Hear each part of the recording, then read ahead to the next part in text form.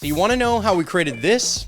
We're going to show you how all of that is done, and we're going to do it not only in this long format show, but in a small format way. So that being said, one of the things that we're going to bring into the show on a regular basis is what we call segments. So one of the segments we've come up with is something called Lightning Round. What we're going to do is we're just going to answer frequently asked questions that people have about Cinemaker, about video content production, about whatever it is designed to go on TikTok. Now, we're getting a little meta with you here, right? We're going a little meta about how we're going to explain this. We're going to, in this podcast, kind of interrupt a little bit of our flow, just interrupt some of what we're going through to record something that we know is going to be chopped at the beginning and chopped at the end and turned into Reels and TikTok shorts, or TikTok videos and YouTube shorts. We know that it's going to go onto those platforms, and we know the constraints of those platforms. We know the best practices of those platforms, aka it should be fairly short. It should have a self-contained story.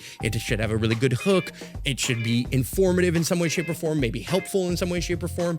And we're going to build that into our show, and we're going to build that segment with different templates and all kinds of different things. We're going to live edit into our show as the show progresses. So that's what the future of this show is. That's what we're going to cover. And with that said, Kyler, why don't you put yourself on camera and hit me up with a question? What is the difference between editing like with Premiere or Final Cut or DaVinci, but versus live editing, and why, and which one would you choose and why? So it's a big question. Ooh, yeah, it is a big question. Okay, so before we get into this camera, right, before we go to the right over here, we want to kind of think about maybe what would formulate that answer. Why would I choose to edit in a live editing format, or why would I choose to kind of live produce, essentially? Because it's another. Well, what is the difference? Yeah, and then why? Difference and why, right? So if I'm going to speak to the difference, then I have to be able to say what the two sides are right at the beginning of the video, right? That's basically what has to happen. Like, I have to frame the video to essentially express there are two ways of making video content, and that's through live editing and with multi-camera live editing, or by recording and then doing post-production afterwards. Like, those are the two, let's say, factions. And then I have to explain the difference between the two. And then I have to say why I would choose one versus the other, right? So I have to kind of identify, or I have to frame the question, and I have to give context to the question in the answer, and it has to come very early in the answer, but I have to give you a reason to listen to the answer, if that makes sense, okay? Kyler threw me a very difficult question to kind of figure out how I'm going to say. This is going to be a big one. It's great. But we could start off with, like, if you want to create content, there are two traditional ways to do so, right? And then path A is the old way. Two ways. Yeah, editing, post-production. Exactly. And then the new way, and here's why I would choose the new way, and then go into the explanation. That's a great suggestion, actually. And now you kind of you gave me an inspiration for an even maybe a better way of me trying it. Okay.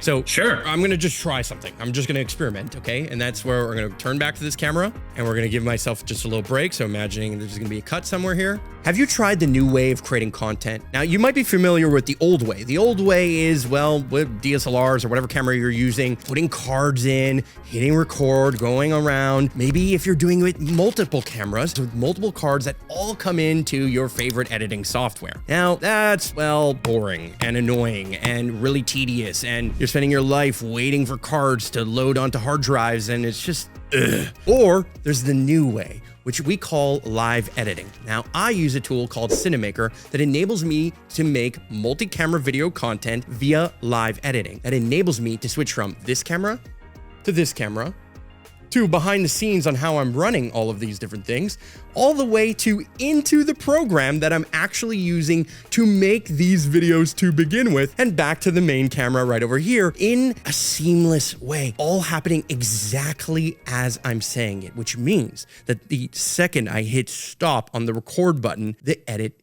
is done. So, which way are you producing your video content? See, I knew you could handle it. You're like, oh, he threw me a tough question. You just, like, that was easy. I was like, smooth like butter. What are you talking about? I mean, look, it's tough. It's tough because there's an enormous amount to unpack, and there's a lot of places I can go wrong, right?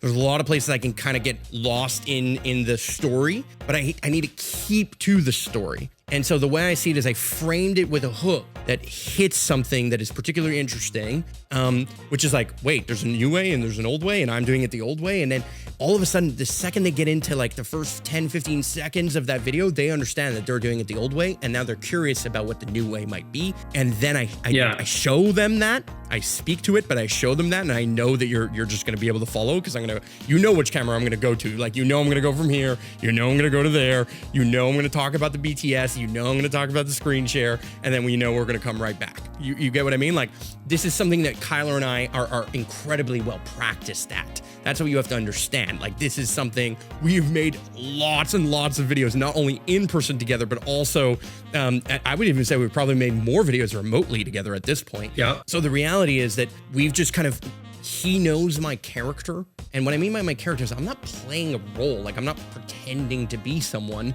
but he knows my cadence. He knows where I like to go. He knows that how I flow or how I move the audience and the attention that I'm harboring online. So with all of this said, ladies and gentlemen, okay, you just saw why we created the Reactor Studio show. And we hope that if you got all the way to the end of this episode, that we've shown to you that we understand what it takes to create great video content. Now, I say great, I'm gonna let you be the judge of that, but I hope that we enticed you to stick around. I hope we enticed you to hit that subscribe button. I hope we enticed you to join us on this journey and how we're going to make great video content. And yes, of course, we're going to show you how we do that with Cinemaker, but in certain times, we will talk about some of the limitations, some of the things that we would do. We will talk about using post-editing software outside of Cinemaker too, and the topics will go outside of Cinemaker. Things like thumbnails and titling, how do we upload, how do we distribute, why, at what cadence.